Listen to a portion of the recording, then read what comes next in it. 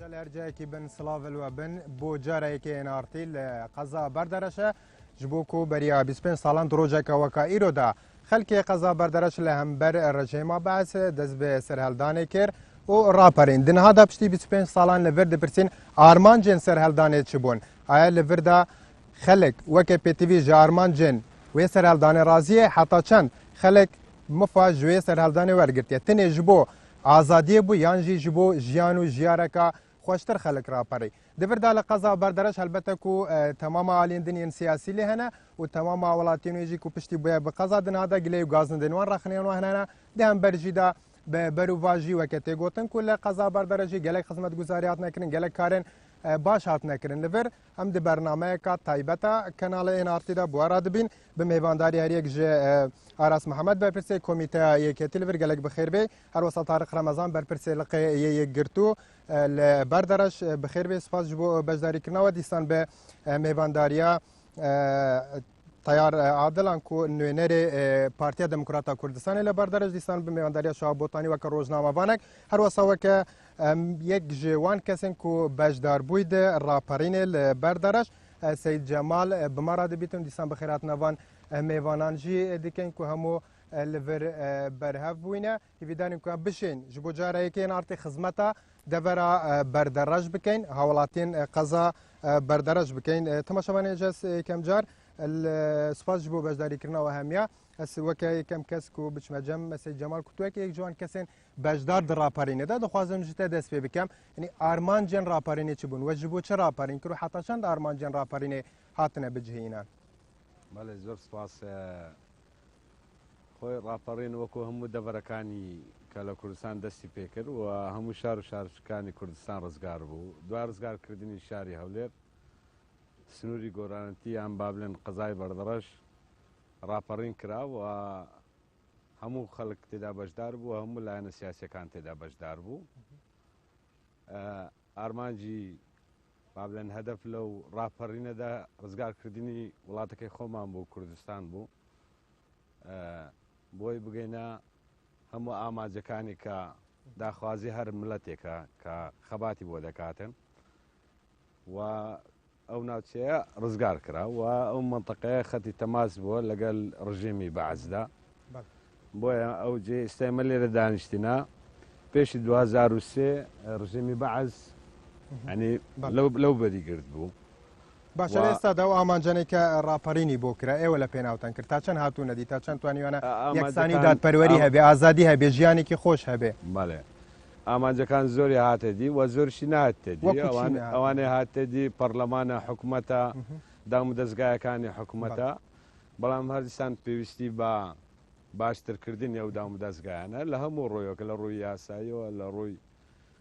پەرلەمانەوی دیە هەر هەمووی پێویستی بە هاوکاری ملەتە یعنی ملەت دەبێ هاوکار بیت بەڵێ بەسپاس کاکە ڕاست دەمەلای جەنابەت لە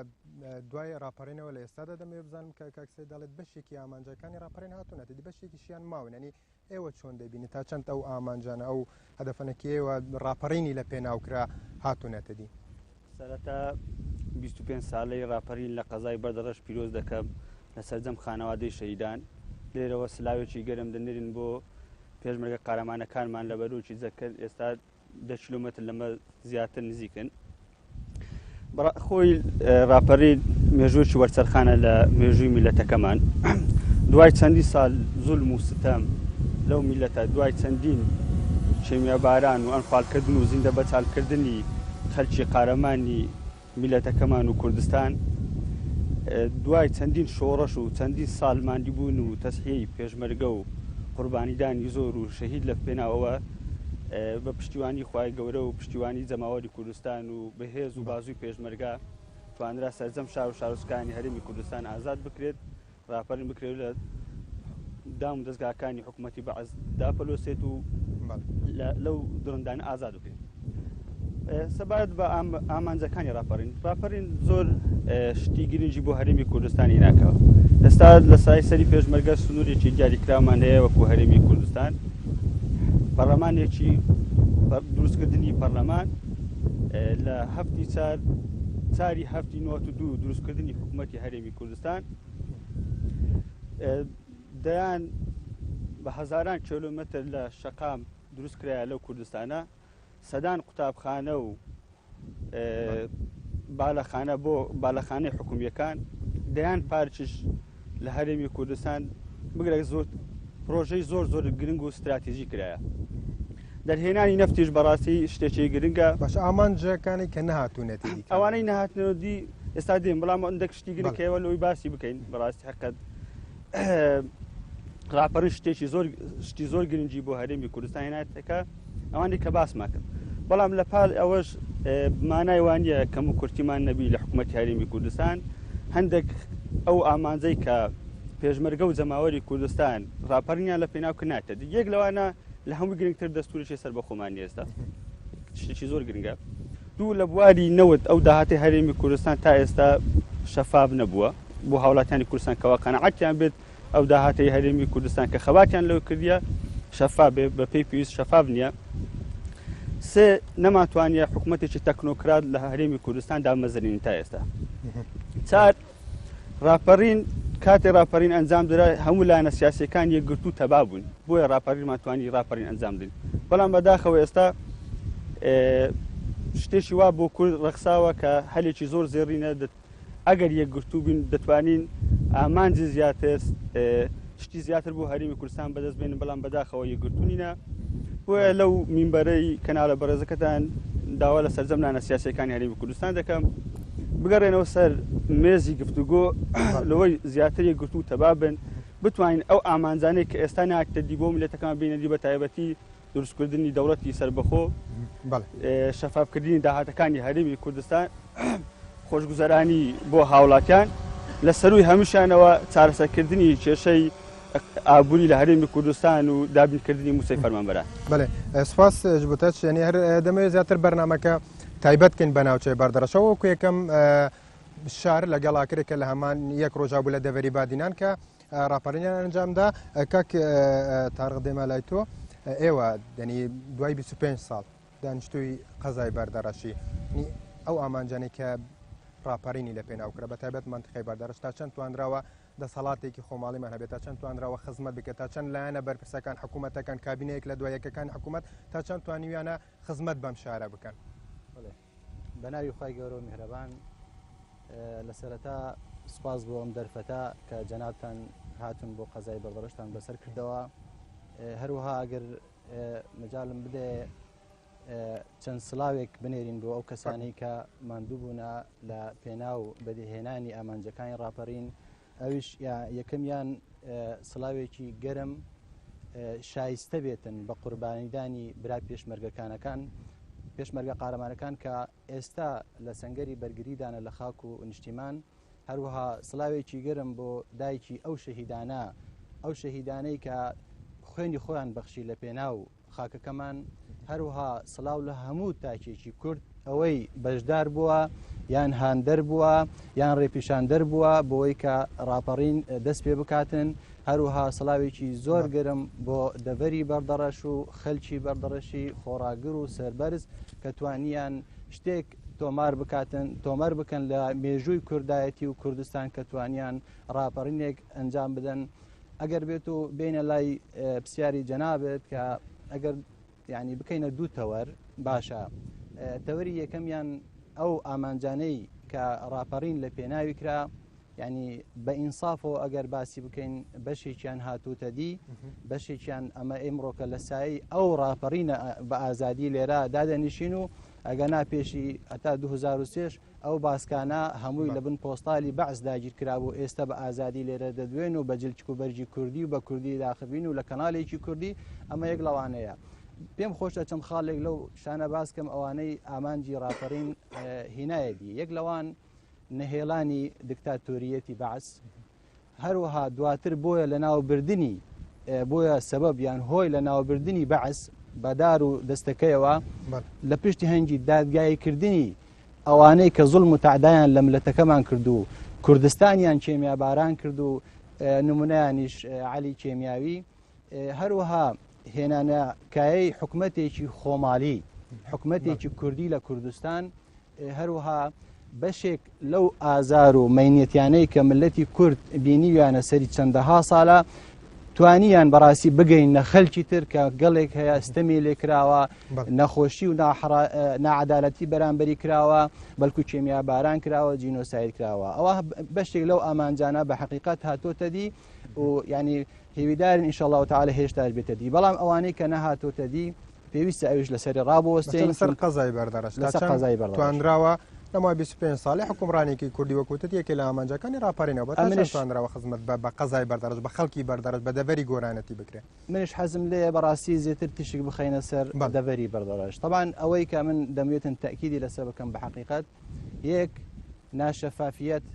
لە داهاتەکان دوو ناعەدالەتی و نادەتپەروەری لەدا بەشکردن لە هەموو جومگەکان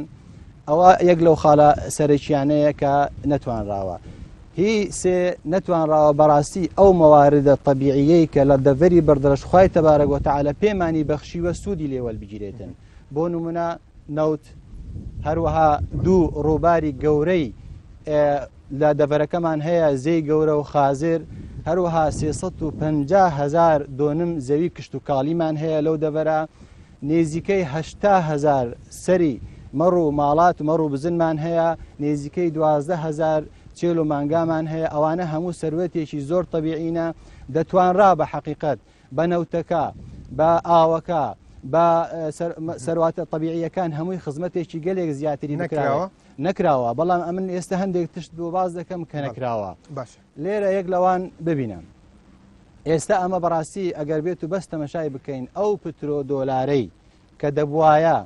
بۆ دەڤەری بەردەڕەش تەرخان بکرابایە بە تایبەت حەسەب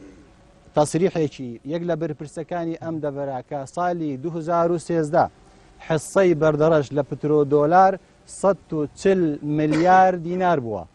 بەڵام تەمەشای بەردەڕەش بکە و کامیرەکانت بگەڕێنە لە بەردەڕەش بزان چ تشتێک بەو پترۆ دۆلارە تەرخان کراوە چی بۆی کراوە ئەوە ئەو خستەخانەیە لەبەر چامانەوە دەیبینین بە بێنازی دەناڵێتن بەڵکو حەدیدەکەی هەمووی ڕزی بووە لە بەرباران تەمەشای پرۆژەکانی ناو شار بکە و ناو بازار بکە و کۆڵانەکان و ئەویدەکان بەڕاستی گەلێک لەو گەڕەکانە مانێت تا ئێستەکانە قیرتاو نەکراون کە سەرەتاترین مافیانە کە هاوڵاتی بیبینێتن تا ئێستەکانە جۆتیار شعوری بەوە نەکردیە کە خزمەتێکی بکرێتن بتوانیتن بەرهەمێکی باش بدەتە حکومەتی خۆمان بۆی بتوانین یعنی ژێرخانێکی باش دروست بکرێتن خاڵێکی دیکە بە حقیقەت ژێرخانی استراتیجی لەم دەڤەرە نەمان بینیوە تا ئێستەکانە بەدی نەهاتووە تا ئێستەکانە کارگایەک لەم دەڤەرە نییە کە بڵێن شانازی پێوە بکەین بتوانیتن بەرووبوو خۆمان کۆ بکاتەوە خزمەتێکی بکاتن چاوەگەڕێمە وڵات بۆی کات بە میوانەکانی چر بن کاک تاردێمە لای تۆیەوە تۆکو نوێنەری پارتی کە لە بەرنامەکە ئامادە بووی کاک تارخا باشی بە کۆمەڵێ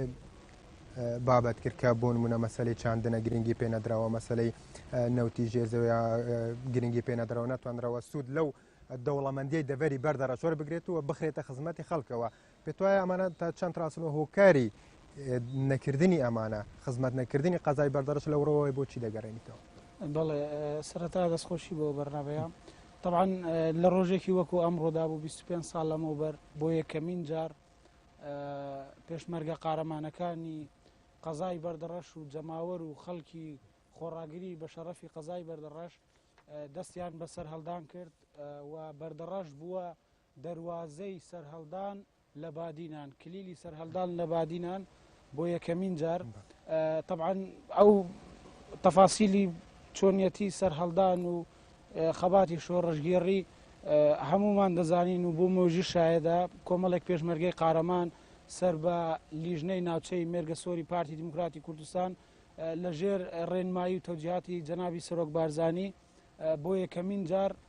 هاتنە ناو بەردەڕەش و پەلاماری سەر بارەگاکانی حیزبی بەعسی من دێمە سەر ئەوە کاک موراد من دەبێ حقیقەتێکی تاریخی وەکو خۆی باسکەم ئەمڕۆ ڕاپەڕینە باسی ڕاپەڕین دەکەم طبعا ئەو دەستکەوتەی ئەمڕۆ کە 25 ساڵ لە ژێر سایەی پێشمەرگە و خەبات و شۆڕژگێری و قارەمانیەتی سەرۆک بارزانی ئەم دەستکەوتە ئەمڕۆ کە ئێمە تێیداینە لە پاش 25 ساڵ بەڵێ نەخێر یەکەمین جار پێشمەرگەی پارتی دیموکراتی کوردستان بەشداری سەرهەڵدانیان کرد و هەموو پێشمەرگەکانیش ئێستاش لە ژیان ماون و من گلەیەکیشم هەیە تا ئێستا یەک پێشمەرگە تەنها یەک پێشمەرگە لێرە دەبینم کە بەشداری سەرهەڵدانی کردووە یەک پێشمەرگەی تریش بانگێژ نەکراوە بەشداری سەرهەڵدان لەگەڵ ڕێزم بۆ کاکسەید من نەمزانیە کاکسەیدیش یەکێک لەوانە بێ بەشداری سەرهەڵدانی کردبێ پێشمەرگەکان دەبواە پێشمەرگەکان لێرە بە حەقی منیش نەبوو احتیمالە من وەکو کوڕە پێشمەرگەیەکیش لێرەمەوە حەقی منیش نەبوو من تایبەگەر لەسەر کۆی بابەتەکە قسە بکەن کۆی بابەتەکە حەقی ئەو خزمەت گوزارانەی بەڵێ خزمەت گوزاری ئێمە دەبواە بە دەستگایەکی مختەز دەبواە قایمقام لێرە دانیشت باسی هەڵبەتە نەهاو داوامان لێکردن هاو ئامادە نەبووێتە بەرنامەکە لەگەڵ نوێنەری پەرلەمان بەشار کاک بەشار کە قەرار بۆ ئامادە ببم بۆ تەوزیعەکە بۆ بەرنامەکە ئەم کە نوێنەری خەڵکێک دەنگی پێیانەوە ئامادە نەبوو لە بەرنامەکە دانیشن هەردووکیان ئاگادارمانکردن و تۆ فەرمو قسە بەڵێ من دەمەوێت قسە لەسەر یەک شت کەم حقیقەتێکی تاریخی طبعاً بەردەڕەش کە وەکو سەرهەڵدانی بادینان کە کرا هەموو خەڵکێک دەزانێت چۆن بووکێ کردی چێ نەکرد ئەو پێشمەرگەکان هەمووی ساغن و لە ژیان ماون خۆزگە پێشمەرگەکان ئێستا لێرە ئامادە بوانەیە نەک ئیشی کەسێک بێ من فرم بە منتەقەم دژی ڕاپەڕین کردی بێ ئێستا بێم لێرە قسە لەسەر ڕاپەڕین ئێمە باستی ئێستا ئەوە حقەتێکی تاریخیە من دەمەوێت حەقی پێشمەرگە نەخۆم حقی جەماوەری خەڵکی بەردەڕەش نەخورێ حقی شۆڕژگێر نەخورێ من ئەگەر مەجال بدەین مەجالمەتیم بەی کاکتارانی ماوزاکەوانی حەقی کەس بخورێ ئێمە کاتوونە تێرە ئێرە وەکو یەکەم شارکە ڕاپەڕێنی کردو هەلبەتە ئەگەر ئەو پێشمەرگانە نەبەنە ڕاپەڕێنی جەنابەت دەمانەوێت جەنابەت پێشکەشکاری من ئەو گلەیم لە جەنابەت نییە وەکو پێشکەشکارێکی بەرنامە من دەستخۆشی لێ دەکەم بەڵام دەبواە پرۆدیسەری بەرنامەکەت بیزانی وایە بانگێشتی شێ دەکات لێرە ئەوە دێنە سەر ئەو مەسلەی تایبەتە بە بەردەڕەش طبعاً لە پاش 25 ساڵ کۆمەڵێک پرۆژەی خزمەت گوزاری ئاوەدانی بیناکاری هەموو شتێکی لێکراوە لەگەڵ ڕێزم بۆ برایانی سیاسی حیزبەکانی تر کە لێرە ئامادەنە قسەیان لەسەر کرد کاک تارق و کاک ئاراس ئەمان قسە لەسەر برایەتی و شەراکەت و هاوسەنگی و کارکردن و کاراکردنی حکوومەت دەکەن هەر بۆ خۆشیان بەشێکن لەو حکوومەتە کە لە حیزبەکەی کاک ئاراس کاقوبات جێگیری سەرۆکی حکوومەتە و ئاگاداری تەفاسیلی پرۆژەی نەوت و شەفافیەتە لە قەزای بەردەڕەش لە قەزای بدێمە سەر قەزای ئەوە سەر حکوومەت بەردەڕەشی سەر بە ئەنجومەنی وەزیران و سەر بە حکوومەتە هەموو مەلەفەکان دەچێتەوە بۆ ئەوێ مەسلەیەکی تر ئەوە کاری منە پێم خۆشە زۆر قسەی لەسەر بکەم کاک تارق ڕقمێکی فڕەدا سەبارەت بە پیترۆدۆلار یعنی معقول نییە ئێمە لە خۆمانەوە ڕقم فڕەدەین دەبی دلیلمان هەبی طبعاً پرۆژەی پیترۆدۆلار کاتی خۆی یەکێک من بۆ خۆم یەکێک لەو کەسانە بووم کە داوای مافی پێترۆدۆلارم کرد بۆ قەزای بەردەڕەش ما حەقێکی شەرعی قەزای بەردەڕەش ئێمە ڕێکخراوێکی ئێنجۆشمانەیە بەڵێ لە NRTش ئەو کاتە بۆ یەکەمین جار پەخش کرا طبعاً پێترۆدۆلار لە ضمنی ئەو یاسایی کە مسادقەی لەسەرکەوت لە پەرلەمانی کوردستان پێترۆدۆلار مافی پارێزگایە نەک مافی قەزایەک تهدید نەبووە تا ئێستا کەرکووک کێشەی پێترۆدۆلاریە ئێمە قەزایەکین سەر بە پارێزگای دهۆک داهات و بودجەی پێترۆدۆلار دەچێتە پارێزگا لە پارێزگا تەخسیس دەکرێت بۆ هەموو شوێنەکان وەکو یەک زاخۆ پێترۆدۆلاری بۆ وەرنەگیراوە شێخان پێترۆدۆلاری بۆ وەرنەگیراوە بەردەڕ ئەوە هەموو قەزایەکان مەسیریان یەک بووە و لە سەبارەت بەو ناشەفافەتەی لە سێکتەری نەوت کاک ئاراس باسی کرد باشە ئایا یەکێتی نیشتیمانی کوردستان بەشداری پرۆسەی مەلەفی نەوت نییە ئاگاداری مەلەفەی نەوت نییە چۆن لە زۆنی زەرد پارتی دیموکراتی کوردستان سێکتەری نەوت و پرۆژەی نەوت و ئەو کارانایە ئاواژ لە زۆنی یەکێتی سەوز هەیە لە ژێر دەسەڵاتی یەکێتی نیشتیمانی کوردستاندایە کە قسە لەسەر بابەتێک دەکەین دەبێ بە قەناعەتەوە باسی لەسەر بکەین خاڵێکی تریش هەیە زۆر مهم کاک مراد من حەز دەکەم ئیشارەتی پێ بدەم مەسەلەی سەرهەڵدان ئێمە تا ئێستا پاش 25 ساڵ ناڕازایەتێکی زۆرمان هەیە وەکو خەڵکی قەزای بەردەڕەش ناڕازایەتەکانتان چین ناڕازایەتەکانمانەوە یعنی بزانە ئەوە یەک لە ناڕازایەتەکانە خەڵکێک سەرهەڵدان دەکا خەڵکێکی تر دێت لێرە مافی خەڵکەکەی تر دەخوا یعنی بلە بەرنامەیەکیەوە ئەوە بەرنمەیەکە دەچێتە ناو تاری خەڵکێک يعني خەڵکێک دوو قسەی لە دەمی ئێمە بە سەدان خەڵک ئێستا ئێمە دەبینێ خەڵکێک دوو قسە لە دەمی ئێمە بیسێ دەڵێ بەرێ وەڵاهی ئەم برادرانە دیارە شۆڕەشگەیرەتی و قارەمانەتی و لەسەر ئێستا ینی دوسێ جار ئاماژەت بەوەدا ڕوونکردنەوە میە لەسەرەوەی بەرنامەکە لەسەر ئێستا قسەکەم ئەم میوانانە ئاماژیان بە کۆمەڵێکش کرد لە ڕووی چاندنەوە لە ڕووی کشت و کاڵەوە لە ڕووی دەوڵەمەندی منتیقی بەردەست بەڵام سوودی لێ نەبینراوە بۆچی سوودی لێ نەبینراوە ئەو قەیرانەی ئێمە توش بووینە طبعا هەمومان شەریکین هەمومان شەریکین بەبێ جیاوازی هەموو حیزب و لایەنە سیاسیەکان ئەو پرۆژەی خەسەخانەی لێرە ڕاوەستاوە لە هەموو شار و شارچکەیەکی تر پرۆژە ڕاوەستاوە ئەو سوود لە ڕووباری خازر و سێکتەرەکانی تر وەرنەگیراوە بەبێ جیاوازی لە زۆر ناوچەی سوودی دەبێت سوودی لێ وەربگیرێت ئێمە تا ئێستا وەکو حکوومەت ئەوە مەسلەیەکە پەیوەندی بە بەردەڕاشیش نییە ینی هەر بۆ ئێمەش نییە قسەی لەسەر بکەین کەم و کوڕێکی زۆر هەیە ئێمە زیاتر پشتمان بە نەوت بەستە بوو دەبێت لە هەر ناوچەیەک پشت بە کشت و کاڵ بەردەڕەش دەوڵەمەندترین ناوچەیە لە ڕووی کشت و کاڵیەوە دەشتی ناوکوڕ بە یەکێک لە دەشتە بە پیتەکانی کشت و کاڵکردن دەناسرێت لە قەزای بەردەڕاش کە زۆرترین بەرهەمی دانەوێڵەی تێدا دەچێنرێ ئێمە تا ئێستا وەکو پێویست احتیمالە جوتیار کەم تەرخەمی حکوومەت تەرخەم بێ و هەمومان ئەو کەم تەرخەمیە هەمومان شەریکین لێ کاک تاڕق دێت باسی کەم تەرخەمیەکان دەکەوەکەوەی خۆی لێ خۆی لە بەشێک لە ئەو کەم و کوڕیانە نەزان لە لایەکی تر دێتن لە زمنی پارێزگای دهۆک پۆست دابەش دەکا بۆ حیزبەکەی خۆی داوای 25 پۆست دەکات لێرەش دێت گلەی لە خەڵک دەکا و بە ناوی خەڵکەوە دەگەڕێمە وڵاتەوەی کات بم بە میوانەکانی دیکەش کاک شەهاب دوو بۆچوونی جیاواز هەن لە بەرنامەکە کە بۆچوونێکی پێ وایە بەشێکی ئامانجەکانی ڕاپەرین هاتوونەتیدی بەڵام دیستان دووبارەیەکەمەوە ئێمە هەروەکو ڕوونکردنەوەیکی شێمان نەک مەبەستەوە بۆ مافی هیچ کەسێ بخۆرین هەڵبەتە کە ڕاپەڕین کراوە و کەسێک کە دەزانێت کە وەک چۆن کراوە و چۆن نەکراوە ئەمە بەجێخۆی و هەموو کەسێکی شانازی پێوەکە ڕێز و حرمەتیشمان بۆ هەموو ئەو کەسانەیە کە ڕاپەڕینیان کردووە لە ئێستادا قەزای بەردەڕەچ هەر شوێنێک بێگومان کە ڕاپەڕینی تیاکراوە کۆمەڵی داواکاری هەیە لە ئێستا کۆمەڕی داخوازی هەیە لەلایەنە سیاسەکان لایەنە پەیوەندیدارەکان لە قەزای بەردەڕەچ ینی وەکو گەنجێک لە قەزای بەردەڕەچ وەکو ڕۆژنامەنووسێک چۆن دەڕوانیە و ئامانجەنێک کە ڕاپەڕینی بۆ کرا گەر دیموکراسی ئەگەر ژیانێکی خۆشگوزەرانی ئەگەر دامیکردنی مافی گەنجانە مافی مناڵانە مافی ئافرەتانێنی بە شێوەیەکی گشتی قەزای بەردەڕەچ چۆنە پێشەکی زۆر سپاس بۆ بەڕامەکەتان ئەوەی ئەگە باس لەوەی بکەن کە چی هاتەدی چین هاتەدی لە سنووری قەزای بەردەڕەش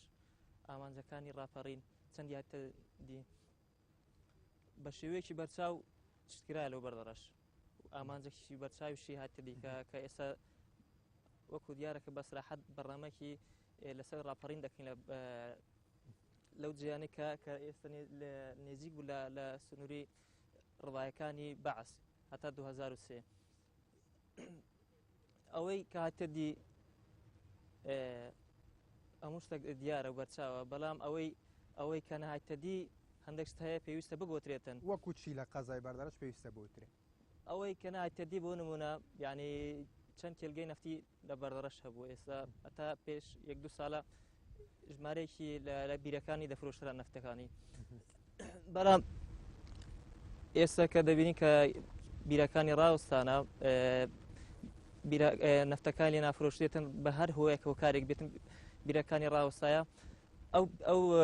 پترۆدۆلارەی کە وەکو باس کرد کە ئێستا برادران باسییان کرد پێویست بوو پترۆدۆلار بەشێکی لۆ بەردەڕەش تەرخان بکرابایە و پرۆژەی لێ بکرابایە بەڵام ئەوە نەکرا بێجگە لە پترۆدۆلار بەردەڕەش هەندشتیدی پێویست بوو کە بکرێت حکوومەت چاو لێ بکاتن بەڵام ئەوەش نەکرا ئێستا بەردەڕەش وەکو ئاماژە پێ دەکرێتن لە پاش دەشتی شارە زۆر بە دوام دەشتی کشت و کالی دێتە ژماردن لە سنووری سەر تاسەری کوردستان باش خەڵکەکە خۆی وازیێناوە لەمانە لە مەسەلەی کشت و کاڵیان نەخێر خەڵکە بە خۆی واز لێ نەهێنا ئێستا بە نمونە گوندێکی لە قەزای بەردەڕەش بینەوە گوندی ئیسماوە کە زۆرینەی بەروبوومی کشت و کالی قەزای بەردەڕەشی دابین دەکرد وەکو خەیار و تەماتۆ شتانە بەڵام ئەگە حکوومەت ساڵێک 2 سال 3 سال ئەگە تو هاوکاری جوتیاران نەکرێتن بێگومان خەڵکەکەی زۆربەی وازیان لێ هینا و ڕویان کردە سەر بازی بەردەڕەش پشتگوێ خراوە بەڵێ پشتگوێ خراوە بەردەڕەش بە شێوەیەکی بەرچاو پشتگی خرانی پشتگی نخرانی بهردوو شێوەی دیار و بەرچاوە بەڵا پشتگی خراوە بەڵێ بەڵێ دەگەڕێمە وڵات کاک تارە ئاماژەی کاک تار ئاماژەی بە کۆمەڵی بابەت کرد کە هەلبەتە وەکو وەڵامێک بووم بۆ قسەکانی جەناب دەمەوێت قسەی تۆ ببین و هەروەها ڕۆلی ئێوە وەکو لایەنە سیاسیەکان لە دەسەڵاتە لێرە ڕۆلی ئێوە لە خزمەتکردن بە خەڵکی بەردەڕەچ وەکو لایەنەکانی دیکەی سیاسی ئەگەر پارتی دیموکراتی کوردستان دەسەڵاتدار بێ لێرە. من دەمەوێتنەوە بە ئاگاداری کاک تیار بکەمەوە بەڕێزی ساڵی 2013 خۆی لە دەستگای خۆی شتێکی ئەلان کرد جێگای دەستخۆشیە کە بە دوواداچوونێکی بۆ نەوت کرد کە خۆی گوتی ڕۆژانەی بەرهەمهێنانی نەوت لە دەڤەری بەردەڕەش 12 ملیار و 500 هزار دۆلارە ئەوە حەسب ئەوەی وان ئەلانیان کرد ئەوە وەکو بەرهەمهێنانی نەوت ئەوەی پترۆ دۆلاریش حەز دەکەم هەر بەبیری جەنابیان و بۆ خەڵک دیارکەم ئەوەی ئاگای لێ نەبێتن پترۆ دۆلار یعنی فعلەن وایە بۆ پارێزگاکانە یعنی بە پارێزگاکان تەحەکوم پێ دەکەن بۆ پارێزگا هەمووی بەڵام لە 11 یەکی ئافندەهی هەشتی 2015 پرۆژە یاسایەک سندوقی نەوت و گاز لە پەرلەمانی کوردستان پەسەند کراوە سەرۆکی هەرێمی ژواژووی کردووە بەو مەرجەی کە پترۆ دۆلار بۆ قەزاکانیش سەرف بکرێتن ئەوە لەو بابەوە لە بابی دیکە ئەوەی کە دەڵێت بەڵگا باسی بەڵگە دەکاتن من بەڵگەم پێەیە حەزکە بە نیشانی جەنابی دەم کە بەڕێز کە قایمەقایمی بەردەڕەش خۆی گۆتوێتی بە وێنە بەنجی وا لای منە کە تاڕق من هێشتا لێرەم تۆ بە ناوی منەوە قسە دەکەی بۆ خۆم ئامادەم تۆ چۆن بە ناوی من قسە دەکەی کەی من گوتومە من داوای من لە دەستگاکەی خۆم داوای پێتر دۆلارم بۆ بەردەڕەش کردووە ئەو ڕقەمەت لە شوێنە نازانم ئێستا من مافم هەیە سکالا لەسەرکەم ینی لە خۆ تۆ بە ناوی من قسە دەکەی ئەوی دیە تەسجیلێک وا لە کنمە و پاشی بە نیشانە من داوای پێتر دۆلارم کردووە داوای کردیە فعلەن وایە بە بەڵگە دەبێ بکرێت بە ناوی من قسە دەکەی بۆ بە ناوی من قسە دەکەی ئەگەر وەم نەگوت بێ ئەسڵان منەوە ئەو من هیچ ڕقم ئیشی من نییە کاکە ڕێکخراوی هەنگاو ئیعلانی کردیە بە ڤیدیۆ مستەوەر و لامە دواترەکە منیش لە لامە منیش لە لامە ئەوە یەک دوو مەسلەی پترۆ دۆلار فعلەن ئەوە بەڕێز شێخ سەردار قایمەقامی بەردەڕەش خۆی جەنابیان باسی کردیە گوتی فعلەن پترۆ دۆلار دەبی بۆ پارێزگاکان سەرف بکرێتن بەڵام بە سوپاسیەوە سەرۆکی حکوومەت کە سەردانی بەردەڕەشی کرد بڕیاریدا 140 میلیار دیناری پترۆ دۆلاری بەردەڕەش بۆ دەڤەری بەردەڕەش سەرف بکرێتن یەک لە هەندێکیان چوونە بواری جێبەجێکردنەوە نێزیکەی 43 میلیار دینارەوە ئەوان دیکە شێشتا ماون ئەوانەی چوونە بواری جێبەجێکردنەوە ئەوە یەک لەوان ئەو سایلۆیە کە لە ڕوویە چا دەکرێتن باسی بەنداوێکی دەکرد مەشروعێکی گەورە کە بەنداوێکی ینی عەفوەن مەشروعێکی ئاوی گەورە لە زەی گەورە ڕابکێشرێتن بۆ بەردەڕەش جەنابیان باسی لەوەی کردگوتی ئێمە داوامان کردیە کە قەزای بەردەڕەش بگرێتەوە لەگە 20 گوند بەڵام سەرۆکی حکوومەت گوتی کاکە دەبێتن قەزای بەردەڕەش هەر 106 گوند بگرێتەوە و مەشروعەکەش درای تا کۆمپانیایکی چیچی و 80% لە دیزاینەکەیشی تەواو کراوە بەڵام لە 2013 تا ئێستاکانە هیچ بەحسینی ئەوە یەک دوو بەڕاستی کە من باسی ئەوم کرد بەڕێز باسی نائەدالەتیم کرد لە دابەشکردن یعنی دەمێتن تیشک بخەمە هەسەر هەندێک شت یعنی بە حەقیقەت ئێستا جەنابەت باسی کشت و کاڵت کرد من یەکێک لەو شەخسانەمە خاوەن زەویەکم کە 3000 بن خۆخم چەندین ساڵ خزمەتیم کرد دواتر لەبەر ئەوەی کە خزمەتی نەکرا و دەعم نەبوو یارمەتی نەبوو دواتر هەموم هەڵکاندەوە نەمتوانی بەڕاستی لە بازارەکانی خۆمان سەری بکەن چونکە جۆتیارەکانی دیکە شۆکوتەوەن ئەو من وەکو شەخص دەڵێم ئەوەی مەسلەی کارەبا ئێستا چەندین بیرتەوازی لە دەڤەری بەردەڕەش هەیە کەسانێ دەست ڕۆیشت و کارەبایان بۆ ڕاکێشرایە تا سەر بیرەکەیان احتیمالە پارەیەکی زۆرش لێچوبیتن بەڵام خەڵکێکی فەقیر احتیمالە زۆر کەمتر لەوە پارەی لێ بچێتن بەڵام بۆی ناکرێتن ئەما کە باسی ئەوە دەکەین دەمانوێتن دەستنیشانی هەندێک ئەو خاڵە لاوازانە بکەین کە دەڤەرەکە سوودی لێوەرنەگرتووە بۆی ئەگەر کەسانێک نەیانزانیە ئەگەر دەسەڵاتیش نەیزانیە با بیزانێتن چونکە بەڕاستی دەمانوێتن کوردستانی خۆمانە و حکومەتەکە حکومەتی خۆمانە ئەمە هەمومان بەیەکەوە خزمەت بکەین بە چاوی ڕخنەیەکی ینی بە چاوی بەڕخنەی گول ئامێستە مەشایەکتر بکەین بەڕاستی بۆەوەی فعلن بتوانین شتێک بکەین بۆ دەڤەرەکە ئێمە ئێستا حەزمان دەکرد من یەک لەو شخصانەمە ئێستا هاتووبووینە باسی شتی زۆر گرنگ و استراتیژی گەورەمان بۆ بەڕەش بکردەوەیان نەبین باسی ڕێگایەک بکەین ئەو ڕێگای جەنابەت ئێستا وا دەبینی بۆ باسی استراتیژیت ناکەی خۆ کەس ڕێگای لێ نەگرتووە ئەگەر استراتیژیت پێ باس کە ئێمەش خۆشحاڵ دەبین کاک تیار ئێستا ئەو ڕێگایی کەوا دەبینی لێرە یعنی باسی سکەتلمەوت ناوی سکەتلمەوتیان لێ نایە خۆش نەخۆشە زۆر بۆ ئێمە بەڕاستی کاتێک دەبینین برامان لێرە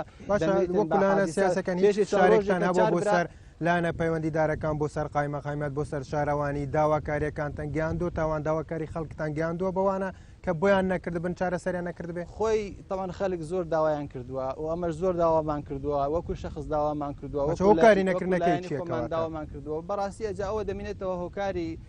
نەکردنەکەی دەبواە خۆزگە ئێستەکانە لایەنی پەیوەندیدار ئامادە بووانایە کەوانی جێبەجێکاری ئەو پرۆژانەنا احتیمالە هەندێک تشت ئێمە بەو شێوەیە لێت حاڵی نەبووین بابوومان ڕۆنیان بکردوایان ئەوانەی نوێنەری خەڵکن لە پەرلەمان دەبواە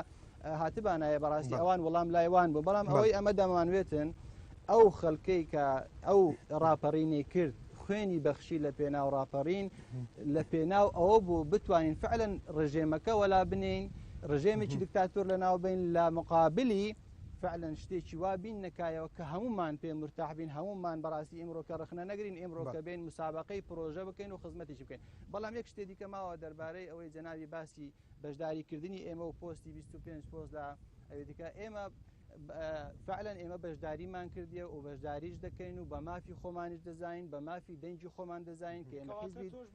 کە ئێمە حیزبی دووەمین لە پلامکەوە نەک لێکەی بەشێکی لە حکوومەت ئەخرا و گلەیانە بۆ هەندەیە من لەوێجی لە شوێنی دەسەڵاتیش بڕۆدن هەلەوێژ ئۆگانزا دەکەین ئەمە بەڕاستی چ جارێک یانی نکۆری لەوە ناکەین کە من لە سەرەتاوە باسم کرد ئێمە بە ئازادی بە جلکی کوردی لە کەناڵێکی کوردی لە کوردستانی خۆمان ئەوە بەرهەمی ڕاپەڕینە بەڕاستی نابیتن بەڕاستی تو هەموو شتێک زەربی سفر بکەی بەڵام هەندێک لەو شتانەی کە نەکرایە دەبایە بکرابایە ئەمە قسەمان لەسەر ئەوەیە بۆی کە خەلکی دەبەرەکەمان بە خۆشبەختانەتر بە زیاتر بەڕاستی شعور بەوە بکاتن سیقە و متمانەیەکی زۆرتری بەدەسەڵاتی خۆی بێتن لەبەر ئەوەمانە بەڵێ کاکتارەکە کاراس دەمێت ڕۆلی ئێوە وکولانە سیاسیەکان لە قەزای بەردەڕش هەم لە حکومداریرە هەم لە پێشنیارەکانتان هەم لە فشارەکانتان بۆ سەر لایەنە پەیوەندیدارەکەنیان